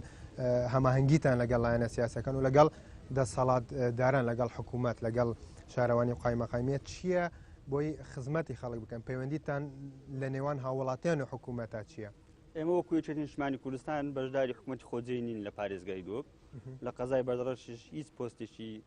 ئیداری لای یەکێتی نیشتمانی کوردستان نییە وەکو پێشنیار ئێمە پەیوەندیمان هەیە لەگەڵ حکوومەت لەگەڵ قایمەقامێت و لایەنە سیاسیەکان پێشنیار بووری بۆ چن دەکرێت ئەوەی کراوەوە خەڵک دەیبینی ئەوەی نەکراوە خەڵک دەبینێ بەڵام من تێبینێکم لەسەر قسەکانی کاکتیارەیە کاکتیار باسی دەکە لۆ باسی کەم کورتی و گەندەلی دەکرێت لە حکوومەت هەرێمی کوردستان باسییان دەشت کاک خۆ پارتیش باسی کردی و یەکێتیش باسی کردی و هەموو لایەنەکان باسییان کردیە کە ڕخنە دەگری لە حکوومەتەکەی هەرێمی کوردستان بە معنایەوە نییە من بەشداریم لەو حکوومەتە وەکو یەکێتی نیشتمانی کوردستان خۆمان بە بەشێکی گرنگ لە حکوومەتی هەرێمی کوردستان دەزانین و ئەو بەشەی لە لای ئێمەیە خۆمان بە پرسیار دەزانین لە هەر کەم و کورتی و باشیەکەش چەند دەستکەوتەبی لە حکوومەتی هەرێمی کوردستان لە 91 تا ئێستا خۆمان لێ بە بەشێکی گەورە لێ دەزانین و لە کەم کورتەکانش ببەژنی بەڵام پارتی دیموکراتی کوردستان یەکێتی نیشتمانی کوردستان جەماوەری کوردستان هەموو لایەنە سیاسیەکانی هەرێمی کوردستان ڕقنیان لە دەسەڵات و شێوەی بەڕێوەبردننی وڵات هەیە هەمومان بە پارتیشەوە ئێستا کاک مەسعود لەژنێش تەشکیل کردێ لۆ چارەسەرکردنی کێشەی گەندەلی بە معنایەوە من کاکتار بلین گەندەلی نیە ئەگەر گەندەلی نییە بۆ من بۆ خۆت باش دەزانی یەکێکم لەو قەزایە تاکێکم لە قەزای بەردەڕ کەس بەنگاری گەندەلی نەبوویتەوە تەنانەت ئەنگۆی حزبە سیاسیەکانیش ئەوەندەی ئێمە باسی گەندەلیمان مقاتعەتم نەکرد با قسەکاری خۆم تەواو کەم جەناب قسەکانی خۆت بکە مەوزوعی گەندەلی و حکوومەت شتێکە هەمومان دەبی چارەسەری بکەین لە قازانجی هەموو لایەنە سیاسیەکانی هەرێمی کوردستاندا نەک تەنها لە قازانجی یەکێتی نیشتمانی کوردستان پارتی دیموکراتی کوردستان لە ڕۆژگاری خەبات کرا کۆمەڵێک بە هەزاران شەهید لە پێناو ئەو خاکە وڵاتە درا لەوەی دەستکەوتەکان بەدیبێنن هەمومانیش بە یەکێتی بە پارتی بە کۆی لایەنە سیاسیەکانی هەرێمی کوردستان ئامانجێکمان هەیە سەرکەوتنی هەرێمی کوردستان و دروستبوونی دەوڵەت ئامانجێکمان هەیە خۆشگوزەرانی بۆ وڵاتەکەمان لە پاش ئەو هەموو قوربانیدانێ خۆشگوزەرانی بۆی دەکرێت لێک تێ بگەینە ئامانج و هەدەفێکی دیاری کراوە هیچ شوێنێک نیە بێ کەم و کورتی بەڵام کەم و کورتەکان دەبی چارەسەر بکەین دانیش پێدا بگرین باشە بەردەڕەش خزمەت گوزاری زیاتر کراوەیان کەم و کوڕیەکان زیاترن بۆ قەزابوونی بەردەڕەشێکی نەنە و هەنگاوانەی حکوومەت یاریمی هاوێژ قەزای بەردەڕژ قەزای بەردەڕژ بە قەزابوونی بەردەڕژ گرنگی هەبووە بۆ سنوورەکە سنوورێکی بەرفرەوانە بەردەڕژ لە ساڵی 2007 بووتە قەزا پێشتریش کۆنتترین نەحیە لە هەرێمی کوردستان حقیقت شتی باش کراوە لە سنووری قەزای بەردەڕژ چ لە ڕێگاوبان چ لە دروستکردنی قوتابخانە و خوێندنگا و شتانە بەڵام کەم و کورتی زۆریش هەیە و نەعەدالەتیش هەیە لە بەڕێوەبردننی دەسەڵات لەو سنوورە لە چی هەیە خەڵک هەیە لەو سنوورەت بە شخصی وەکو کەسی دووەم و سێم تەمەشای دەکرێت خەلکیەیە بە کەسی یەکەم تەمەشای دەکرێت فەرق و جیاوازی هەیە بە شێوەیەکی دیاریکراویش بەڵام بڵێم خزمەت گوزاری نەکرا بە خزمەت گوزاری باش کراوە شتی باش کراوە شت هێژ نەشکراوە تا ئێستا ماوە بیکەین ئومێد دەکەین ئایندەی گەشت تەمەشای سنوورەکەمان بکە قەزای بەردەڕژ شوێن پێگەیەکی استراتیژی هەیە لە هەرێمی کوردستان دەکەوێتە نێوان سێ پارێزگای گرنگ نێوان دوو ڕووباری گەورە ڕووباری زێ و ڕووباری خازر پێویستە لەسەر هەموولانە سیاسەکان ئێمە هاوکار بین چ ئەوانەی لە ئیدارەی محەلی قەزایەکە بەشدارن چ ئەوانەی بەشدارنە کە ئێستا ئەوانەی بەشدارن هەواڵانی پارتی دیموکراتی کوردستان و برایانی یەکگرتوو بەشدارن لە حکوومەتی خۆزایی بەردەڕەش پێویستە خزمەتی زیاتر بە هاوڵاتیانی ئەو سنوورە بکرێت بەڵام کەم و کورتی هەبووە و نەعەدالەتیش هەبووە بە تاکید لە هەموو شوێنەکان هەبوو بەڵام بە کەم و زۆر لەو شوێنانە هەبوو و نەعەدالەتیش هەبووە بە شێوەیەکی بەرچاو بەڵێ دەگەڕێمێتە وڵات کاک سەید من دواوتەی تۆرگرم داتر ڕایە و میوانانە وەربگرم کاکە تەراماژە بۆ کرد کە تۆ بگومان یەکێک نەبووی لەو کەسانێک کە بەشدار بووی لە ڕاپەڕینە بەڵام لە پاڵ ئەوەیە دەمێ بپرسم ئەو کەسانەی کە ڕاپەڕینیان کرد زۆر جار دەوترێت کە ئەمانە پشتگوێ خراون هەندێک جار هەندێک بەشێک لە هاوڵاتیان بەشێک لە چاودەران ڕاخنایەوەکەن تەنانەت بەشێک لەوانش کە خۆم قسەم لەگەڵکردن کە ئاماژە بۆکەن کە پشتگوێ خراون ئایا ئەو کەسانەی کە لێرە لە بەردەڕژ ڕاپەڕینیان کرد پشتگوێ خراون یانیش خزمەتیان کراوە من ڕزم هەیە بۆ برادرە و من بەشدارم لە ڕاپەڕین و من وەکو زیندانی سیاسی و بەشدار بووی من پێشمەرگەکانی پارتی بەشدار تۆ پارتی بووی کاکتە نام پارتی نەبوو کەواتە چۆن بەشدار من ڕێزم هەیە نا حقیقەتێکی تاریخی ڕێزم هەیە من زیندانی سیاسیم و بەشدار بووینە لە ڕاپەڕین چیت لەگەڵ کێ بەشدار کام پێشمەرگە کام سەنگەر چیت کرد هجومی شێت کرد قسەکانی تاوکەکەسان دواترە گەڕێمەوە لای جەنابێت بڵێ من حەز ناکەم مقاتەعەم بکە چکە و قسەکە مقاتەعیم نەکرد شتێکە تاریخی لێرە بڵێ بەس پارتی بەشدار بووە لە ڕاپەڕین وانە هەموو خەڵک بەشدار بووە هەموو لایەنەکان بەشدار بووە و ئەوەی سەرپەرشتی ڕاپەڕینی کردیا پارتی بەشدار بەرەی کوردستانی بووە و ئێمە وەکو ڕێخستنەکانی یەکێتی نیشتیمانی کوردستان بەشدار بوونە لەو ڕاپەڕینە و خەڵک شایدی بۆ مندا من کێشە منێ و برادرە باشە بینە سەر پرسیارەکە گەر وەکو هاوڵاتیەکیش بەشدارت لە ڕاپەڕینی بێت هاوڵاتیانیش بەشداریان کرد تا چەند ئەوانەی کە ڕاپەڕینیان کرایە پشتگوێ خراون مافەکانیان خوراوەیانیش بە پێچەوانەوە ڕێزیان گیرەوە پاداش کراون لە پاڵەوەی ئەوانەی ڕاپەڕنیان کردیا وەکو پێویست پاداشیان نەکرا و هاوکاریانیش نەکرایە و دیارن ئەوانەی ڕاپەڕنیان کردیا هەمویان ڕەفیقی من و خزمی من و خەڵکی منتەقەیەکی نێکتر باش دەناسین و ئەوانەی ڕاپەڕنیان کردی دیارن کێوکێ کردی و من یەکم لە بەشدار بووان کاک مامۆستا ئەم کردومە و بەشداریش بوومە خەڵک هەموو شایدیاداتن مندان شایدا ئێرە شایدا دایرێ ئەمە شایدا هەموو شایدە کە ئێمە بەشدار پێشمەرگەکان دیار لێرە هیچ پێشمەرگەیەک نەبووە ئەوەی ڕاپەڕینی کردبووە ڕێخستنەکان بووە ڕێخستنی پارتی بوو یەشێتی لێرە کاکە ئەو قەبرستانە شایدی بۆ یەکێتدا دایان شەیدێکێتەوە لەو گۆڕستانەیە حقیقەتێکی تاریخی کاکاراس دەمێتن ڕای تۆ لەسەرەوە ئەو نیقاشە وەربگرم ئەوەی کە بەشدار بوو لە ڕاپەڕین هەرچەند زیاتر لەسەر ئێستا قسە بکەین قەزای بەردەرەش چه هەنگاوی بگنێ پێشنیارەکان چین ڕخنەکان چین بۆی کێش ئەم هاوڵاتیانە ئەم قەزا چارەسەر بگرێت بەڵام لەسەر ئەم نیقاشەوە دەمێ ڕایتەوە بگرم حەگوانیە کاکتار بەو مطلقی قسە بکات والله من باسی حقیقەتێکی تاریخی دەکەم مطلق قسە ناکەم کە هاتە بەردەم جەناب قسەکانی خۆت بکات بەڵێ ئەگەر باسی ڕاپەڕین بکەین خۆمان دەزانین لە کاکە من قبول ناکەم ئێوە بە کەیف خۆتان سەر و کوتی تاریخی بەردەڕژ بشێن کاری منە جواب دەمەوە هەڵبەتە مەجاڵیان بەجەڵ ئەخە مەجالم بدێ بۆی قسە دڵنیا بە مەجالتە دەمێت دڵنیا مەجال بە ئێوە شین بەڵێ ئێستا لە شوێنێک دانیشتین باسی هەندێک شتر بکەین بەڵێ چێ بەشدار بوو چێ بەشدار نەبوو ڕاپەڕین لەژێر ڕۆشنایی بەرەی کوردستانی لە ڕانیا تا ئێرە لە هەموو شوێنەکانش ئازاد کرایە کەم زۆر لە سنوورە هەواڵانی پارتی زیاتر بەشدار بوونە لە سنوورە کەواڵانی یەکێتی زیاتر بەشدار بوونە ئێمە باسی بەردەڕژ دەکەین باسی بەردەڕشم بۆ لە هەواڵانی لە بەردەڕژ بەشدار بوونە یەک لەوانە هەواڵ سەیدغێری پێشمەرگەی کۆنا پارتی بووە هەر پارتی بۆ دواتر بۆتەوە کاک شێروانەوە لێرە دانیشتێ خۆی کادری یەکێتیە کاک سەید خۆی بەشدار بووە هەنی کۆمەڵە پارتیش بەشدار بوو یەکێتیش بەشدار بووە بەڵام ئەمە دەمانوێت ئێستا قەتیز نەکەین چێ بەشدار بوو هەموو لایەنە سیاسیەکان لە ڕانیە تا زاخۆ پێکەوە بەشدار بوون و کوردستانمان ڕزگار کردی و یەک ڕووبارە خوێنمان دایەوە وەکو نیشتیمانی کوردستان لەسەر ئەو کوردستانە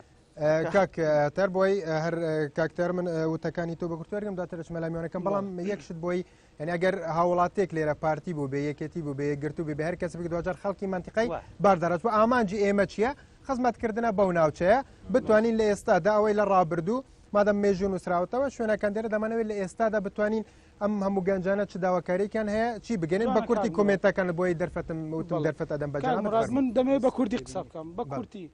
طبعا حقیقەتێک هەیە برادران باسی گەندەڵیان کرد ئەوەندەی ئێمە من بۆ خۆم ئەندامێکی پارتیم هیچ پلەشم لە نێو پارتی نییە تەنها پارتیم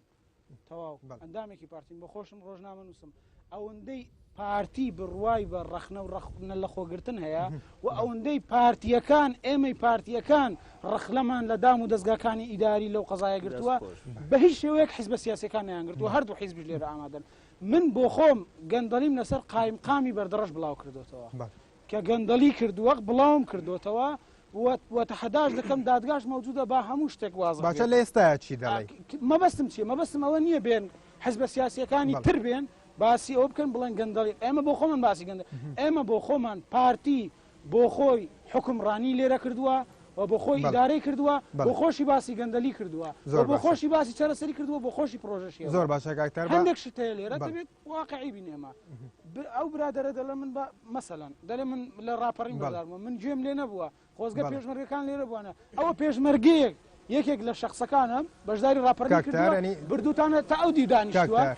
نازانم ئەو باشە ئەو برادەر لەگەڵ دیسان دووبارەیەکەمەوە بۆی ڕای ئەو هاوڵاتیانە ڕۆژی ڕاپەڕینە کاک مراد کا دەکەم با تاریخ نەشێوێن با ڕای ئەم هاوڵاتیانە شوێن لەسەر زاری ئەوانیش بزانین با تاریخ نەشێوێن چۆنە ڕۆژی ڕاپەڕینە بەڵێ ئەمڕۆکە لە هەموو ڕۆژێک حەقترە ئێمە باسی ئەمڕۆ بکەین ئێمەوە باسی ئەمڕۆ دەکەین مافی کەسەکانی تر نەخۆین حیزبە سیاسیەکان لێرە یەکگرتو و یەکێتی من قسە لەسەر ئەوە ناکەم یەشێتی حیزبێکی سیاسیە حیزبێکی شۆڕژگێڕە بەدەیان کادیری هەبووە بەدەیان نیشتیمان پەروەریە و بەدەیان شەیدی داوە ئەوە حقیقەتێکی تاریخە بەڵام یەکگرتو ئەوە حیزبێکی ترە لە پاش ڕاپەڕین دروست بووە هیچ تەواجودیەتی نەبووە لە شەرعیەتی خەبات و شۆڕژگێڕی نەبووە حیزبێکە پاش ڕاپەڕین دروست بووە هەر پێویست ناکە بێ قسە لەسەر ڕاپەڕین بکە مەسەلەی ترە وەکو حیزبێکی سیاسی ئاساییە بێدانیشی قسە بکە ئێمە بەرنامەمان ئاوایە لە حکوومەت بەشدارین ینی سێ جارۆتمەنی ئامانجی ئەم بەرنامەیە ئەوەیە کە ئێمە ڕاپەڕین بەڵێ کراوە مێژوو نووسراوەتەوە ئامانجی ئێمە ئەوەیە لێرە بتوانین ئەم هاوڵاتیانە کە خەڵکی بەردەڕەشن ئێوە وەکو لایەنە سیاسیەکان بەشێکان دەسەڵاتدارن بەشێکیان وەکو لق و کۆمیتە و ناوچان هەیە بتوانین زانین چی بکرێت بۆ ئەم قەزایە چی پێویستە بکرێتن چی خزمەتی ئەو هاوڵاتیانە بگرێت ڕای ئەم هاوڵاتیانەوە ڕێگرم و دواتر ئەگەر باشە ڕای ئەم هاوڵاتیانە زۆر بە کورتی پێم خۆشە بەڕاستی تۆزێک لەسەرەوە بخۆین بۆش تاریخ ینی زوڵم لێمان نەکاتن و زوڵم کەسانش نەکاتن ئێمە احتیمالە کاکتەیار دانیشتیە احتیمالە نەکو لە ڕووی نێتن باسی بابی خۆی بکاتن بەڵام بە حقیقت ئێمە چەندین چاوپێکەوتن و چەندین جار لە رادیۆ تاکە رادیۆ لە منطقە هەبێتن رادیۆ ئێمە چەندین جار بانجی ئەو بەڕێزەمان کردیە کە فعلەن یەکەم شخص بووە کە ئەو بەڕاپەڕین هەستەوە مام عادلە باویش باسی بکرێتن ئەمە کە باسی ڕخنە دەکەین باسی ئیجابیات آخر من باسی باوکی خۆم ناکەم ناکە باسی باوکم کەم خەڵک دەبێ شایدی بدە بەڵام باوکم کاگیرێکی پارتی بووە بە تۆجوی پارتی هاتووە ڕاپەڕینی لێرە کردووە بەستم لێرە ئەوەیە ئەمە با زۆر ناونێنین بەڵام ئەگە ناو بینین دەبی حقاتەکانش بلێنەوە لەبەرەوەی مەگەر ناو بینین ڕەنگە بەشی هەموو ناوەکان نەکەوت خۆتەنامە لە شوێنەکە دیارەکەی کردوێتی لە چەندین کۆڕ و سمینارەوە ڕێز لێنراوە تەکریم کراوە بانجی کراوە باعتیبار کەسێک بووە کە ڕاپەڕینی بەڕاستی ئەوە یەک دوو بەڕاستی ئەمە هەموو ئەو کەسانەی لێرە ئامادە بووینە هەمومان خەلکی دەڤەری بەردەڕەشین ڕخنا لە منطقەی خۆمان بگرین معنای لە خۆمان دەگرین لە دەسەڵاتی خۆمان دەگرین بۆی خزمەتی خەلکی خۆمان بگرێتن ڕای ئەو هەوڵاتێنە شوەر بگرم تۆ ئەگەر فەرمووی مامەسار ئەو مایکەکە لەوەیە ئەگەر فەرمووی تاوێ دەمێ ڕای تۆ بگرم ئێوە وەکو ینی کەسێک کە بەشدار بووی ڕاپەڕینی تا چەند ئێوە خزمەتی ئێوە کراوەیان ئێوە پشتگوێ خراونەوە دەمەوێت ڕای جەنابەت بەگشتی بزان فەرموو بەلێ شۆل کریایە لەو هەندەچێت لە بۆ هەندێکێژ نەکریە زۆر بە خێرخاتنی کەناڵەکەتان دەکەن کەناڵی فەقیرانە کەناڵێنگۆ حقیقەت قسان پیا بکەن بە خوددا یەکەم شەخص لەو بەردەڕەشەی ئەمنە لەستامە کوڕەشی دیش برادر بە ئەلعان هەلاتیەوە لە بریتانیا و بابیشی لە تەسوورێ سەدام حوسێنیدا بەردەشی لێدا تەسوورەکە پشتی دار کرابوو بەردەکە هەڵقۆزاوە سەری شکا خوێنی هاتە ناو پێلاوی ئەو جەگوتی ئەتو تەسووریش شەڕێ من دەکەی سەرمت شکان یعنی ئەو شایدەی دەدەمەوە و بابێوەش هات خدا هەڵ ناگری ئالێکەونە باشیش ئەوان ئەیز ببین هەمیش پارتی بین ئەمن بە خۆمی شخصێک بیم ئەمنش پارتی بیم بەس تا ئەو سەعاتەی هیچ شتێکم لە بۆ نەکرایە هیچ حسابەکەم لایەنەکان چووی داوات لایەنەکانیش هەموو داوام کردی ئەوەش کتابە 2 ساڵان لەگەڵ یەشێتی بێمە چوتمە مووسل یەکەم شەخص داخل بیمە لەگەڵ لیوا دۆستکیەکەی بەگەوی داخل چیان لۆم نەکرد پێش بەرگەم بیم نان بڕامیان کرد لەگەیشتیان پاشوی داهاتمەوە بینەوە پارتی 25 سال خزمەتم هەیە هەتا ئەو سەعاتەش نەڕاتبم ئەوش کتابەکە ژوا لە بەیرەمە هیچ شتێکمیش لۆ نەکرا بلێ کریابی نەکریا ڕخنەم لە هۆرد و عیزبانیشە هەتا هەنگا چیان لۆمە کردی ئەمە ڕاپەڕینمان کرد ئازادی بێتەوە جودێ شۆلەشی باشمان لۆ بکرێ بەرمیلێ نەفتی لە بۆ ما بە 41 زاریە وەدانیشتی نەبلانێ لە هۆرچیانە هۆرد و عیزب دەسەلاتن چاو لە فەقیری بکەن حەقێکە هەرەبێ هەرزان بکەن حەقێ ئاوێ هەرزان بکەن چاویان لە فەقیری بێ ئەو مەشروعانە بدەنە ئیش فەلاحەتیان نەیەلا لە مەنتەقەی هەموو بیتە دار و بیتە باشە خۆتان فەلاحەتی ناکەنیان نان هێڵە بۆچی نان نما عرض نما هەنگە عردێکمانەیە لێرە حکومە داگیری کردەوە 2 ساڵەوا پێوەمە تازە حەقێمەوە قوتعی دایتەمە لەبات ئەوە جۆتە ساڵە پێوەنی ناوەڵە زێتریشەیە ناوەڵا ئەو شتێ پێویست بوو لە بۆمان نەکریا ئەوی مەکردمان ئەلعانەکە تقریبن بڵێ پەشیمانم لێ منداڵمیش تاعین بینە بە شایدەی خۆیان تاعین بینە و شایدانەیە 2 سالیش لە ئیران مامە 5 سالیش پێشمەرجێ ئەیلولی بیمە لەگە مەلا مستەفای معلم 53 چیتمە ئەهواز لە وەردگای بەهرەم بیمە ئەو جەوە گازندانەمە بەلکی بەرپسیارەکانیش گویان لێبی و هیچ شتێکم لۆ نەکریا بە سایە کەنالێن گۆ بەلکی شتێکم لۆ بکرێت کتابەکە شمالەکەن تەماشای کامیرەش بکەوە ئەوش کتابەکە ئەیلو لێ ئەلعانش کتاب و مالێری کەرەم کە تەماشاک هیچ شتێکم لۆ ئەوانەیە دەژلێنە لاە هەندێکیان احترامە لە بۆوان ئەوان لە بەشدار نەبینە بەس کتابەکە چیە و کتابە باسی چی دەکات ئەوە کتابەکە لەوە میشکرا هیچیشم لۆ نەکرا هەتا هەنگاوە وەکو علاساس ڕاتبووم لۆ دەربچی 25 ساڵ خزمەتم باشە زۆر باشە 5 سال ئەیلو لە 15 سالی شێگوڵانی پێشمەرگە بەڵێ فەرموو ڕای ئێوە شوەرەگرم بەڵام فەرموو بەس بە کورتی ئەگەر بتوانم فەرموو بۆی ڕای زۆربەتان وەرگم دواتر ئەگەرمەوەلاوەتان و وەڵامی ئێوە وەرەگرم بۆ قسەکان زۆر سپاس دەکەم من وەکو ڕۆژنامەنووسێک لە ناحەیە کەلەیچیەوە هاتیگەم فەرموو کە لە ساڵی 1991 کە ڕاپەڕین کریا یەکەم جار لە ڕانیە دەستی پێ کرد هەمی تاکێکی کورد بەشدار بی هەمی کەسێک یعنی پێخۆش بێ حکومت بە حەز لە سنوور کوردستان نەمینێت ئێستا 2016 ئێستاش خەڵکەکە دابش بیگە لەسەر سێ چینێک چەندین میل دەبرن بۆ ئەوەی بگاتە وڵاتێک ژیانێک ئاسایی بەڕێ بەد من چووم 3 مانگ لە ئەڵمانیا مامەوە ژیانم خۆش نەبوو گەرامەوە چینی دووەم دەوێت کوێلەی دەسەڵات بیت کابرا بۆم پەیچیشی دانایە بە ناوی پشگیریکردن لە فلان کەس کاکە خۆی مام عومەر نییە تۆ پشگیری لێ دەکەی موچەکەی مەلیۆن و نیوە عەفو سێمیش دەیەوێت ئەو ڕقوقینەی گەندەلیەکەی کە لە ناو کۆمەلگا هەیە یان لەو بوارە هەیە دەیەوێت لە دیجی دەسەڵات بوەستێنتەوە ئەمە یەک دووەمیش کە مامۆستا باس لە بواری زەویزار دەکەت زەویزارێک زۆرمان هەیە ئێمە بەڵام باس بۆ من نا بۆ مامە نا بۆ ئاغا بۆ شێخەیە ئاغایەک چەندین ئاغا لە منتەقە هەیە بە 400 تەغار ملکی لەسەر ناو 350 ملکی لەسەر ناو بەڵام بۆ کێ بۆ ئەو بۆ من نا و سێمیش مامۆستا گیان کە باس لە بواری نەفت و پترۆل و ئەی منتەقەیە دەکەت ئەوە تا زیاتر لە 900 متر سێبیر نەفت لێرە مەوجودە ئەوە یەکێکیان لەو گوندەیە ئەوەش یەک لە کالیلانە و یەکێش لەسەر چیای مەقلوبە دەتوانێت هەر ئێستا کامێرێتەکەتان بەخشی بکەن و قازی محەممەدی مەزن هەمیشە دەڵێت کە کوردستانی من یەک پارچێ لەو شعرە دێژیت هەموویان پێک ڕادیان گوت دوو جاران دوو هەموو دایان کرد چوار ئەمن لە حیسابەکەی خۆم کەم دەینا خوارد دەکا بە یەک بەڵام من ئێستا لە کوردستانەکەی خۆم دەبینم چوار پارچەیە قەندیلی بەرز پارچەیکە هەرێمێک سربەخۆی دێگەلە بۆ ئەولاوە هەرێمیشی ترە لە دێگەلە بۆ ئەم لە هەرێمیکی ترە ئەوە نییە کانتۆنیەکیش لە شنگار دروست بکەن ئەوش ببێت زۆر سپاس فەرموو خوش ڕۆژداوان ئاراستا دروشی دوو پرسیار بۆ مامۆستا ئاراز ئەگەر زەحمەتە پرسیارێکەوە ئەو بەحسی نەشەفافیەت دڵدەهاتیت کەتن ئەگەر بەبەستەوی ئەم بژین بەردەڕەش بیتن نەک و کوردستان هەمی بیت باشە ئایا تو ئێک جوان بەشدەربووین vê بەردەڕەشی و حزبەکە سیاسی بۆ حتا نکات هەلویستێک نەبووە وەکو لایەنێکی سیاسی بووەیەکی ئەسپە ڕۆژنامەوانێک سوود لە تەوەر بگرم و ئەو نەشەفافیەت چ نەبوو دیار بیت ئەمە خاڵێکی خاڵە دوێ بەحسی حکومەتە خۆجی هاتەکردن لە دهۆکێ تا يعني بقولي أس نبش داري حكومة تخوجي معني الفي خاله تاخدا باش باشه آیا تو تچا پوستا که دست وینا کرسیک نکال انجمن پارزگاه دوی که سروک لیسته و همیشین انتام جوات اجیک باشه او پوستا چواتی باشه او خلق دنگی خدا وان کسا باشه او همین نه کتی بونه همین خلق يعني خلق که في منطقه نبیا همین سنور پارزگاه دوی که بگشتی خاله دی بو هر سلاح سیاسی باشه بوچون آواه کردن وگرین و بو بری 25 سال و راپارین تکرین و او گرم و گوریاوی خلکی ام جاره کدی یعنی وی خوشی افریقا دزفنای نینه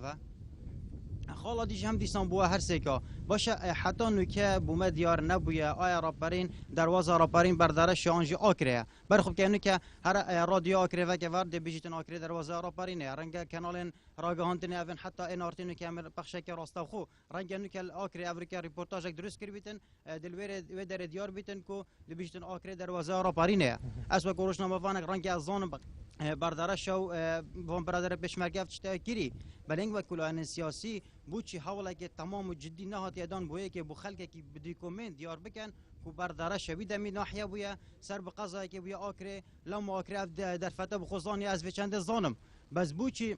انگ حوال نادن که صبح کرمنو یتا و یدی وچنده بزانیدن بدی زارو که گل مسیار بال و داره من گل خبر مال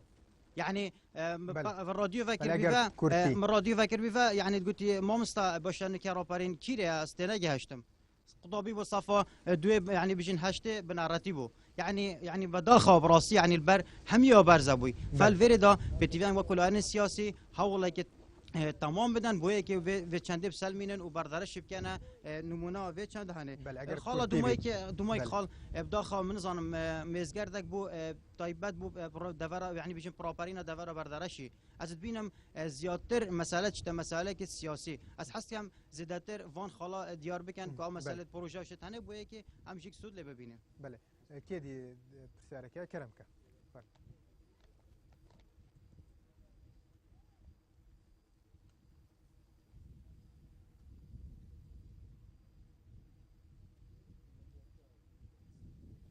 بس اگر بکرتی بیت سپاس بله پیروزبای راپرین سرجم خلق کردستان دکم و بخیراتنی کانالی نارتی دکم و قضای بردرش براسی من کهاتم و برنامه کوام زانی همومان با یک روحیت بجداری برنامه کده کین همان روحیتی راپرین نخوام راپرین نبینی و بلام باکم با پیرم اوانی تر که راپرین یا کرد و حقی اوان پیم داوا بیم ایره با آزادی قصه بکم وداوای حقی خوم بکم کاغ مراد اوی من دبینم لیره دا که اگر تماشای کردستان همی بکن و قضای بردرشیش دبین هر حزب سیاسی کو راپرین دکات ملکی خوی اگر ایما همومان بحزب سیاسی کانو بخلکی کردستان و بهمون ناوچه کانو ڕاپەڕین بکەینە مولکی هەمومان بە گیانێکی برایانە یعنی بێ ڕاپەڕین بکەینە نمونەیەکی یەک گورتووی کە لە ڕاپەڕین پرسیارم بۆ ئەوان یعنی ئەوی من دەبینم زیاتر لێرە لە سیڕاعێکی سیاسی و کێشمەکێشمی سیاسی زیاتر هیچی نییە و ئەوەی منیش بینیومە هەر ئەوە بووە لە مێژوو کە ئەم کێشمە سیاسی و ئەو یەک نەگرتنە کە لە نێوان حیزبە سیاسیەکانی کورتەیە وای کردووە کە ئەو ئامانجەی ڕاپەڕین بۆی خەڵک ڕاپەڕینی کردووە نەهاتۆ دەدی و نەگەیشتو نەدەجێ بۆیە من داوا لە هەموو حیزبە سیاسیەکان دەکەم داوا لە هەموو خەڵکێکەکەم تکاتان لێ دەکەم خەڵک باو باپیرانمان هەر کوردێک لە هەر شوێنێک ڕاپەڕیوە بۆ ئەوەی ئازادی خۆشگۆزەرانی بۆ ئەمڕۆ دروست بکە ئەگەر ئێوەش ئەوە بەردەوام بە لەسەر ئەم کێشمە سیاسیکردنەوە بە مولکیکردنی ڕاپەڕین مولکیکانتان بێ پیرۆستان بێ ئەوە ئێمە دەمانەوێت بەخۆش گۆزەرانی بژین وەکو گەنجێک هەڵی کارکردنم دەستکەوێت بیر لە هەندەران نەکەمەوە بیر لە وڵاتەکەم بکەمەوە لە ئاوادانکردنەوەی وڵاتەکەم بکەمەوە من نازانم بەڕاستی باسی چی بکەم چی بڵم چونکە قەزای بەردەڕەش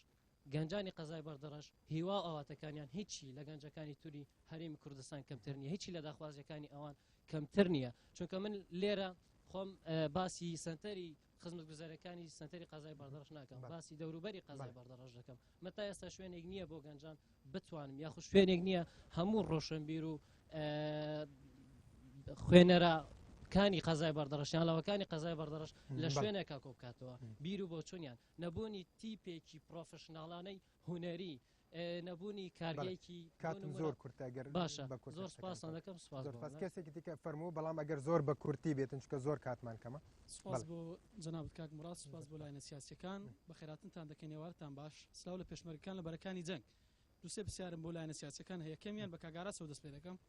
کاگاراس تۆ باسی شەفافیت دەکەی 6% نەوتی هەرێمی کوردستان لە ژێر دەسەڵاتی جەنابتانە بۆ قسەتانی ڕۆکردنەوەمە بۆ بکەن بۆ کاک مامۆستا تارق پرسیارێکمان هەیە جەنابتان لە حکومەتی هەرێمە بەشدارن بە 5 وەزیرەوە لە حکومەتی خۆجیشە بەشدارن ئەگەر ئەم ڕخنەهەتانە و داواتان ناگات بۆ لە حکومەت ناکشێنەوە بۆ گلەی دەکەن پرسیارێک بۆ کاکتیار جەنابەت باسی لەوت کرد گوتت بەڵگەکان دەسەلمێنن داوا لە جەنابەت دەکەین ئەگەر لەم بەرنامەیەشانە بێت لە بەرنامەیەکی ترە بۆمان بسەلمێن ئینشەڵڵا ئەو وانەی کە ڕاپەڕینیان کردو بە دوکیومنت بۆ مێژوو بۆ خەڵک ڕۆم ببێتەوە چێ ڕاپەڕینی کرد و چێ نەیکرد سپاس کێتر فەرموو مواطنێکی قەزای بەردەڕەش ڕاپەڕین هەمووی کردیتی خەڵک بەعام کردیتی بەڵام من داوا لەو برادران دەکەم با ڕاپەڕینی بگەڕنەوە بەردەڕەشی یعنی ئێستا ئاکری بۆ خۆی بردیان ئەو یەک دوو یعنی کاکتەیار وەکو پارتی یعنی وەکو ئەو پارتی من وەکو مواطنێکی بەردەڕەشی ئەی مهم یعنی پارتی یعنی بەس خزمەتت بکەم تو دەرێ وەکو پارتی یعنی ئەوە على ئەساس ئەوە هیچ حزبەکان نەیکردی وەکو پارتی ئارلۆند و جاکشان بووە هیچ کەس نەیکردی ئەوە یەک با خزمەت بکەم کاکتار ڕاپەڕین هەمووی بەردەڕەش کردیتی کاکتار باسی گرگۆتی جەنابی سەرۆکی هەرێم ئایا لەگە سەرۆکی پارتی دیموکراتی کوردستان لەگە سەرۆکی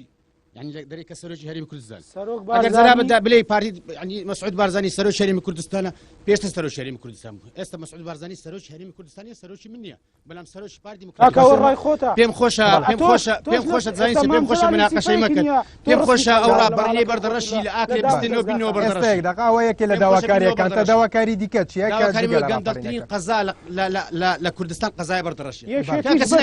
كاك سنكلا لا قزاي بردرش كاك مسؤولك ديتن بربرس يعني بابلين اول شيء حكومتي ديتن فانتورو كتساكتش لبرا وقتي كدستوت زي خويا نازني لا خاني ولا فيلاوي دي بكا يعني هر قديمترين او قزايا بردرش قندرتين قزايا بردرش لولا سليماني او حاله ثانيه من سليمانيش قندلا سليمانيش قندلا وبالنسبه قزايا بردرش تاكا ازادينيا من استخارين نشين ناوي مظاهره بكم نعرف خب شباب بازادي رخنا ناقري بازادي قسناك بازادي برنامج اخر استواق سالدكم بلم لواني بياني دو بياني غازم بكن كسب دەگەرم وڵاتە لە بەرەوەی کاتمان کەمەوە ڕایەوە وەرەگرم هەرێکەتان بە کورتی وەڵامی پرسیارەکانتان دەنەمەوە سەبارەت بە مەسەلەی ئاکری و بەردەڕەش هەلبەتە ئێمە پار لە ئاکری بەرنامەمان کرد ئەم ساڵ بۆی ئەو هاوسەنگیە بە هەبێتن لە بەردەڕەش بەرنامەمان کرد کە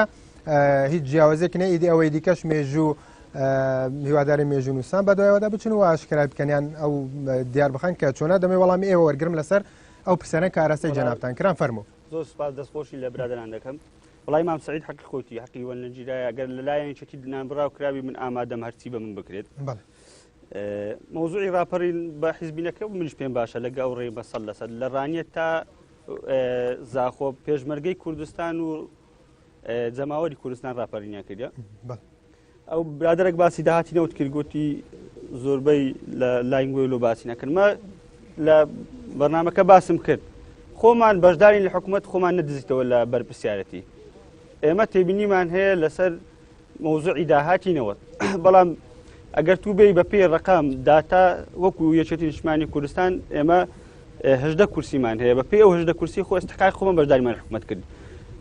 سامانە سروشتەکان لایەن پارتی دیموکراتی کوردستانە سەرۆکی ئەنجومەن لایەن پارتی دیموکراتی کوردستانە زۆربەی کاسیاسی کە بەهێزەکانی ناحکوومەتی هەرێمی کوردستان لایەن پارتی دیموکراتی کوردستانە ئێمە خۆمان بەشدار دەزانین بەڵام کە باسی کاقوبات جێگیری سەرۆکی حکوومەت ئەمەش خۆمان بە بەشێک دەزانین دەمانەوێت بە هەموو لایەکمان ئەو نەشەفافی هەیە کە خەڵک هەموو پێی وایە نەشەفافە و لۆی خەڵک بە مولکی خۆی بزانی شەفاف بکەین لەوە ئەو ملەتە بەشداری حکوومەتی خۆتزەیی دەلێ بۆ پێمان نەکرا خۆ بە تۆ بزی داوامان کردی و ئامادەین ئێستا بە پێی ئێستحقاقی خۆمان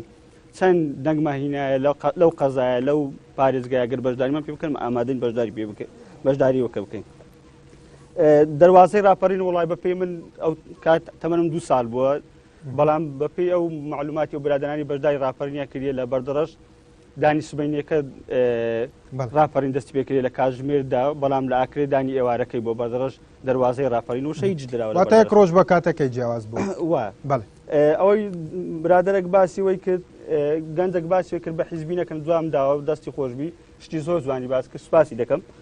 ئەوەی برادێک باسی کرد 16 داهاتی نەوە لەبەردەستی ئێمەیە باشە 16 لەبەردەستی ئێمەیە بەڵام داهاتەکە بە چێدا دەڕوان نەوتەکە بۆ ڕێکێبەرێ دەڕوا بۆ تورکیە دەڕوا ئەمە ئێرانیش دەڕوا بەتانکەر بۆ ئێران دەڕوا ڕاستە بەڵام زۆربەی بە تورکیەدا دەڕوا بۆ بەندەرەکانی جیهان زۆربەی بە ئێرانیش ستانوەتی بەلێردا دەچ کاکتار ستانوەتی نەوت بەلێردا دەڕوا و پێمان وایە شەفاف نیە دەبی شەفاف بکەین من هەرەوەندە بۆ فەرمۆڵامی و پرسیارانێک ئەگەر بە کورتی بدێتەوە مەمنونە بەڵام من دەستخۆشیان لێ دەکەم ئەوانەی کە سەوا ڕخ نەبێتن یان پرسیارش بتن بە تایبەت یەک لە برایەکان نەمزانی ناوی چیە باسی ئەوەی کرد کە ئایا کێ ڕاپەڕینی کردبێت یان چێ نەکردبێت مهمەوە ئێمە بەرهەمەکەی بخۆین ئێستا شعور بۆ بکەین کە بەرهەمەکەی بخۆین ئێمەش لەگەڵ ئەوەی بەڕاستی چونکە گەر هەبێت و هەر کەسێک ڕاپەڕینی کردبێتن ئەگەر بۆ خۆی وەکو شەخص کردبێتن ئەوە لە مێژوو تۆمار دەکرێت ناوەکەی دەنووسرێتن بەڵام احتیمالە سوودەکەی بۆ گەڵەکە نەبێتن بەڵام ئەگەر هەمومان کردمان بۆ لە پێناو گەڵەکە پێویستە بڵێن گەڵەکەمان بەڕاستی ڕاپەڕینی کردێ بۆی هەمومان بەیەکەوە سوودمەند بین چونکە ئێمە هەمومان بین نەتیجە لە کەشتێک داینا چێ بێت لە پێش بێچێ لە پاش مهم هەمومان لە کەشتێک داینا هەمومان دەوی بەڕاستی خزمەتی ئەوکەین من دەمەوێتم بەڕاستی تیشتێک بخەمە چەند خاڵێکم مابوو بە تایبەت باسم نەکرد ئێمە کە ئەمڕۆ لێرە دانیشتوین بە حقت یعنی با هەندێک پێشنیاریش بکەین چونکە بەڕاستی بێئینسافی ئەگەر بێتەوە مە احتیمالە سوبێ ڕۆژێ بگۆترێتن دەسەڵات بلێت کاکە وەڵام ماکسی پێشنیاریان هەبوو مەسەل بۆ نمونە خاڵی سەرەکی بە حقت بەردەڕەش پێویستی زۆر بە ڕێگاوبان هەیە احتیمام بە ڕێگاوبان بدرێتن نمونەی ئەو ڕێگایمانیش باس کرد نمونەی ناو کۆڵانەکانمانیش باس کرد خاڵەکەی دیکە ئەوەیە بەڕاستی دروستکردنی چەند کارگایەک لەو منتیقەیە ئێرە منتەقەیەکی بە خێر و بەرەکەتە بۆ زراعە ئێستا گەر کارگەیەکی ئاوی تەماتە هەبێتن کارگەیەکی ماستە بێتن لەو دەبەرە خەلکێکی زۆر دەژێنێتن بە حقت خاڵێکی دیکە تا ئێستاکانە لە بەردەڕەش ینی هۆڵێکی گەورەمان نییە بە حقت کە خەڵکە ئەوی پێ بکاتن بتوانێتن بۆنەکانی خۆی لە ئەوەی کە بکەتەوە خاڵەکەی ترەوەی بەڕاستی ئێمە شوێنێکی زۆر گونجامان هەیە بۆ گەشتیاری ئەوە زەیە ئەوی دیە ئەمە نمونەیەکت بۆ باسکەم بەڕێز بۆەوەی کە بگونجێتن لەگەڵ ئەو مەسەلەی منە لە ئەوە لە تورکیا نێزیکمانە لە شاری ئەنتالیا دانیشتووی ئەنتالیا 1 ملیۆن نەفرن بەڵام بەردەوام گەشتیارەکان کە لەوێ تەوازنیان 10 ملیۆن نەفرن یعنی معناوە یەک بەرامبەر 9 نەفر تێن گەشت دەکەن کەواتە ئەو هەمووی پارە دێن بۆ ئەو خەڵکە بەڕاستی ئەمە ئێستا گەربێت و لەسەر ئەو خازرا لە شوێنە جوانانە ئەگە شوێنێکی گشتیاری جوانمان هەبێتن خەڵک هەمووی بەڕاستی ژیانی خۆی لێ دیکە دەکاتن خاڵەکەی تریش ئەوەیە بە حقت یعنی وەکو گوتمان ینی کە خزمەتێکی بەعام بۆ هەموو بە تایبەت شوێنەکانی کشت و کاڵی ینی ئێستاکانە تەمەشاکە بە تایبەت مەوزوعی ئاژەڵ یعنی من نمونەیەکت بۆ باسکەم بۆی کە ئێستا بەڕێزان لە قەزای بەردەڕەش یەک بێتەرنەری هەیە بە تاقتنی لە ناو شارەکە لە ناو بەردەڕەشە ئەویش ئێستا حالین هەڕە پرسیاری لێ بکەن نەثریەی نییە نەثریە نەثریەی نییە ئەو لقاحی بۆی تێتن 30% لە تەڵقیحاتی ئەو منطقەیە بەڕاستی دابین دەکاتن کەواتە چی بکاتن چ خزمەتێک ئاژەڵ بکاتن چۆن ینی سەرمایی بپارێزن بۆ بگەڕێمەوە سەرەوەی کە ینی جوابی ئەو پرسیارەی ئەو بەڕێزانە بدەمەوە بەتایبەت من پێم خۆشە بە حقیقەت بەڕێزان ئێمە وەختێک گلەیی دەکەین وەختێ ڕخنە دەگرین هەدفمان لێ ئەوە چاکردنی دەسەڵاتەکەی خۆمان بێت چاکردنی حکومڕانی بێتن نا خوا نەخواستە بە نەفەسێکی وێرانکردن و بە نەفەسی ڕوخان تەمەشای بکەن چونکە بین نەتیجا ملەتی خۆمانە کوردستان کوردستانی خۆمانە حکومەتی خۆمانە ئەمن جوابێک بۆ ئەو پرسیارە بەس زۆر باڵی جوابێک بۆ ئەو پرسیارە من ئێستاکانە ساتێک لێرە دانیشتن نییە بە هەموو تەمەنی پێشی ڕاپەڕی نایگۆڕمەوە بە حقات خاڵەکەی دەربارەی